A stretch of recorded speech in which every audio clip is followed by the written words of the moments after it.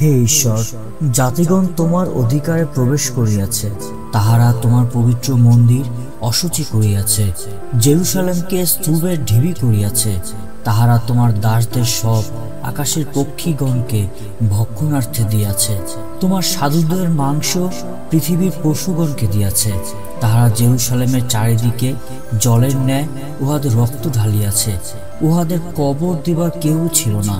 আমরা প্রতিবাসীর নিকটে তিরস্কারের বিষয় হইয়াছে, চারিদিকে লোকদের কাছে হাস্য ও বিদ্রুপের পাত্র হইয়াছে।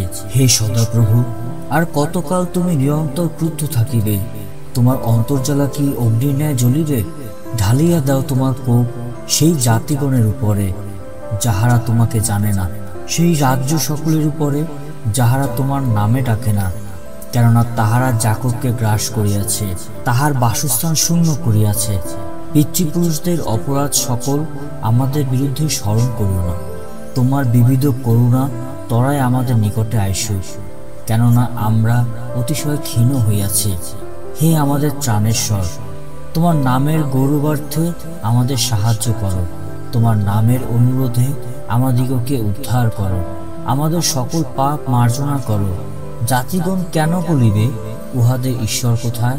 তোমার দাসগণের যে রক্তপাতিত হইয়াছে, তাহার প্রতিফল আমাদের দৃষ্টিগোচরে জাতিগণ জানিতে পারুক। বন্দির হাহাকার তোমার সম্মুখে উপস্থিত হোক। তুমি আপন বাহুর মহত্ব অনুসারে মৃত্যুর সন্তানদিগকে বাঁচাও।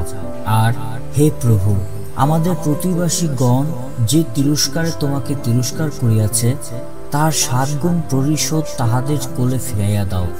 তাহাতে তোমার প্রজা ও তোমার চরণের মেষ যে আমরা চিরকাল তোমার স্তব করিব, পুরুষনা ক্রমে তোমার প্রশংসা প্রচার করিব। হে ইসরায়েলের পালক, কর্ণপাত করো। যোসেফকে মেষপাল পথ চালাও যে তুমি, করুকদয়ের অসীম যে তুমি দেদীপ্যমান হও। ইফ্রিয়ম, বেন্যামিন ও মনুষ্যের সম্মুখে আপন পরাক্রম সতেজ করো। আমাদের পরিত্রাণার্থে আগমন করো। হে ঈশ্বর, আমাদিগকে ফিরাও। তোমার মুখ উজ্জ্বল করো, তাহাতে আমরা পরিত্রাণ পাইব। হে সদাপ্রভু, বাহিনীগণের ঈশ্বর, তুমি নিজ প্রজাগণের প্রার্থনার বিরুদ্ধে কতকাল কোপে জ্বলিবে? তুমি আহারার্থে তাহাদিগকে অশ্রু ভক্ষ দিয়াছ, বহুল পরিমাণে নেত্রজল পান করাইয়াছ। তুমি প্রতিবাসীদের মধ্যে আমাদিগকে বিবাদে পাত্র করিতেছ। আমাদের শত্রুগণ একযোগে পরিহাস করে। হে বাহিনীগণের ঈশ্বর, আমাদিগকে ফিরাও। তোমার মুখ উজ্জ্বল করো, তাহাতে আমরা পরিত্রাণ পাইব। তুমি মিশর হইতে একটি দ্রাক্ষালতা আনিয়াছিলে, জাতিদিগকে দূর করিয়া তা রোপণ করিয়াছিলে।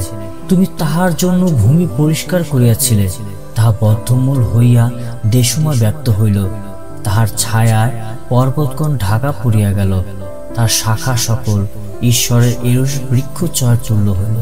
তাহার সমুদ্র পর্যন্ত আপন শাখা, নদী পর্যন্ত আপন পলক বিস্তার করিল। তুমি কেন তাহার বেড়া ভাঙিয়া ফেলিলে? পথিক সকল যে তাহার পত্র ছিঁড়ে, বন হইতে শুকর আসিয়া তাহা কুচায়, মাঠের পশু তাহা মুৎসায়া খাইয়া ফেলে। বিনয় করি, ফিরো। হে বাহিনীগণের ঈশ্বর, স্বর্গ হইতে চাহিয়া দেখো, এই দ্রাক্ষালতার তত্ত্ব করো, রক্ষা করো তাহা, যাহা তোমার দক্ষিণ হস্ত রোপণ করিয়াছে, আর সেই পুত্রকে যাহাকে তুমি আপনার জন্য সবল করিয়াছ। ইহা অগ্নিতে দগ্ধ হইয়াছে, ইহা ছেদিত হইয়াছে। তোমার মুখের তর্জনে লোক বিনষ্ট হইতেছে। তোমার হস্ত দক্ষিণ হস্তের মনুষ্যের উপরে, তোমার নিমিত্ত সবলীকৃত মনুষ্য পুত্রের উপরে থাকুক, তাহাতে আমরা তোমা হইতে ফিরিয়া যাইব না। তুমি আমাদিগকে সঞ্জীবিত করো, আমরা তোমার নামে ডাকিব। হে সদাপ্রভু, বাহিনীগণের ঈশ্বর, আমাদিগকে ফিরাও। তোমার মুখ উজ্জ্বল করো, তাহাতে আমরা পরিত্রাণ পাইব।